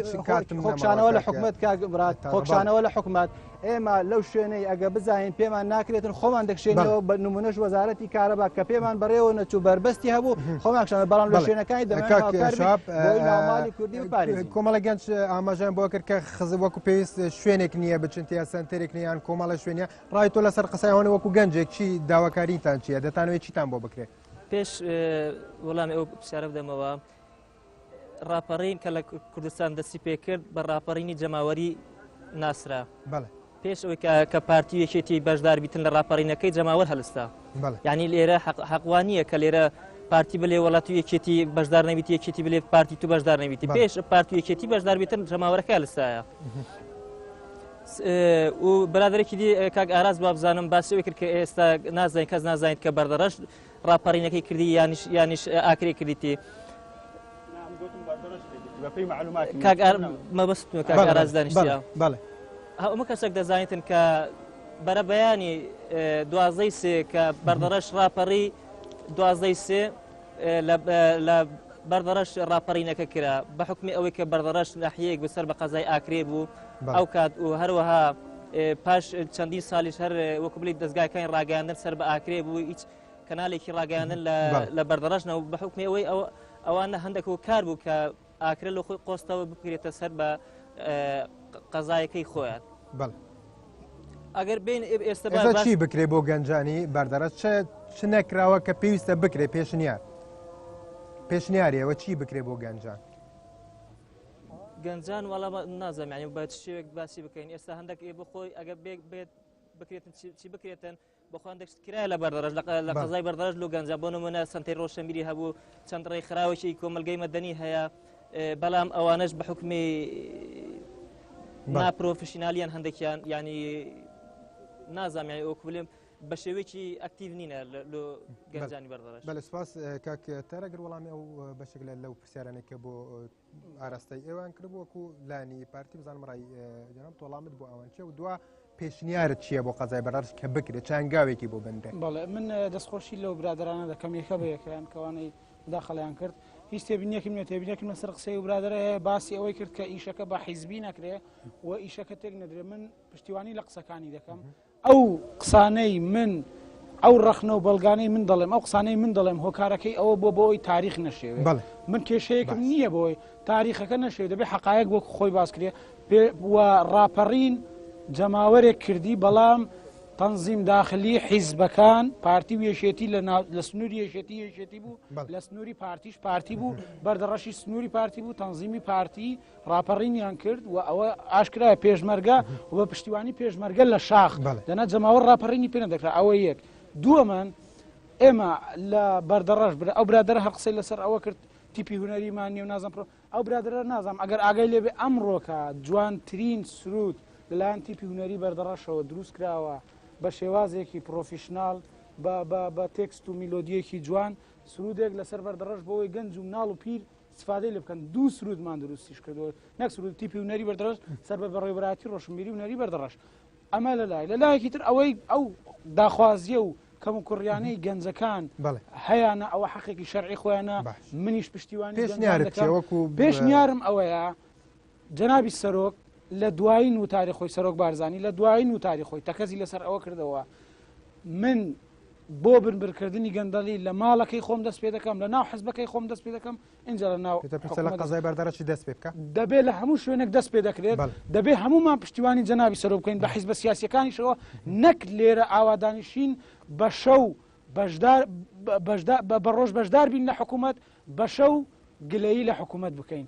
لە تەلەڤیزیۆنەکان ئەوە ئیشی زۆربەی حیزبە سیاسیەکانی ترەکە دەیکەن دەبێ ئەو تەواجودیەتە لە ناو حکوومەت نەمێنێ دەبێ هەمومان بە یەک دەست بە یەک تیم کار بکەین بۆ ئەوەی بەرەنگاری گەندەڵی ببینەوە من یەکێکم لەو قەزایە احتیمالە نازان برادران شایدیش بدەنەوە کەس بەقەت من گەندەڵی بڵاو نەکردوتەوە کەسیش بەقەت من دژی گەندەڵی نییە من ئەوە خۆم دەبینم تا سەر ێسقان دژی گەندەڵیمە دژی گەندەڵکاران سپاس بۆ پەیوەندەکەت دوا ئەوتە چیە پێویستە چی بکرێت بۆ قەزای بەردەرەش بە کورتی پێشنیارت چیە دەتەوێت چی بۆ بکرێت بەردەرەش لە ڕووی خەدەماتەوە زۆر شتی نوقسان هەیە و بە تایبەتی ئەو ڕێی کەلک بەردەڕەش پێشی هەفتەیەکە پێنج پێشمەرگەی قارەمان لە ڕووداوێکی هاتچوو لەو ڕێە شەیدی بوو ڕژانە خەڵکمان تێدا لەو ڕێە کارە سات دەمرن بۆیە داوا دەکەن لە حکوومەت ئەو ڕێە بەزترین کات چا بکرێتن و من لە یادی ڕاپەڕین سەر و ڕێز و نوازش بۆ خانەوادەی شەهیدەکان خانەوادەی ئەنفال کراوەکان و برا پێشمەرگە قارەمەکان ئەوروکە کوردستان دەپارێزن و زۆر سپاس سپاس تەماشەبانە جا سپاسش بۆ تەماشەبانەوەی هیبیدارین کەم شیابین نەرینی و بۆ چوون و رەخنەو پێشنیارێن هەموو وان خەلکێ قەزا بەردەش و درۆژەکەوە کیرۆدا راپەرین بگەین نالێن پەیوەندیدار حتا کۆ سبێ لە قەزا مێدیە مەژبانە دە بەرنامەکردنەوە سپاس بۆ بەشداریکردنەوە هەمێ و سپاس بۆ میێواناژی دووبارە هەدەمباج و بخاترەوە